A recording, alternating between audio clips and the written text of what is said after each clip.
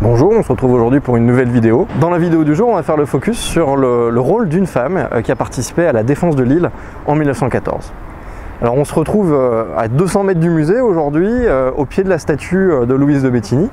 Alors cette statue, elle a été érigée à la fin des années 20. Elle est l'œuvre du sculpteur Delsart.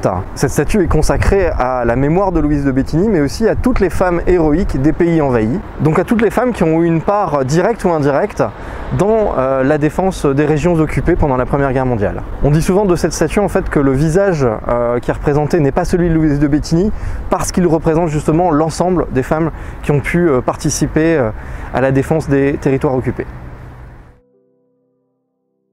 Et aujourd'hui, on ne va pas vous parler de Louise de Bettigny, mais d'une autre femme, Odile Meyer-Potier, une Lilloise qui a pris part à la défense de Lille en octobre 1914 et dont on conserve une trace au musée des Canonniers.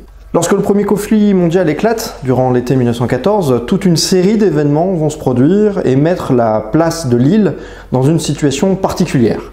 Alors ce n'est pas le sujet de la vidéo, mais ce que vous pouvez retenir, c'est qu'au début du mois d'octobre 1914, les troupes allemandes assiègent et bombardent Lille.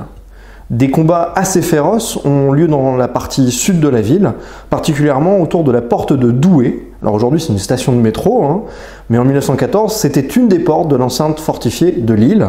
Et donc c'est pile à cet endroit, à la porte de Douai, et à ce moment, en octobre 1914, qu'on retrouve notre Lilloise héroïque, Odile Meyer-Potier.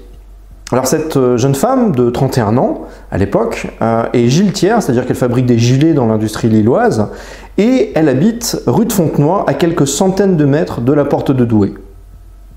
Durant les combats, elle va décider de ravitailler des soldats français qui défendent la place, leur apporter des vivres, de l'eau, et tout ça sous les obus et la mitraille.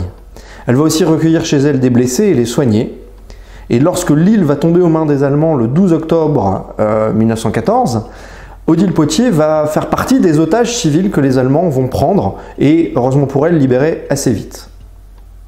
On ne sait pas vraiment quel est le quotidien d'Odile Meyer-Potier pendant l'occupation, mais on peut facilement penser que son quotidien a été compliqué, à l'image de celui des populations civiles des territoires occupés du nord et de l'est de la France.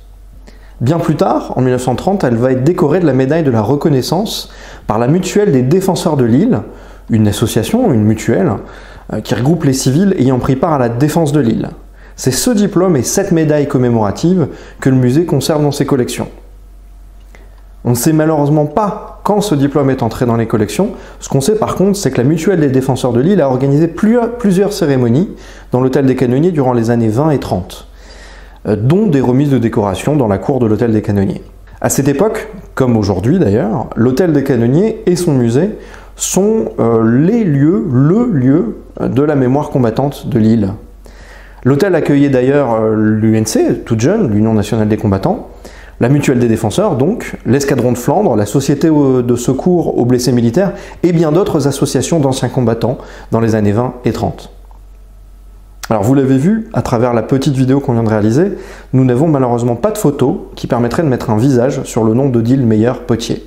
Si vous voulez nous aider, n'hésitez pas à partager cette vidéo, cela nous permettra peut-être d'enrichir l'histoire et la mémoire de ces femmes qui ont pris part à la défense de Lille.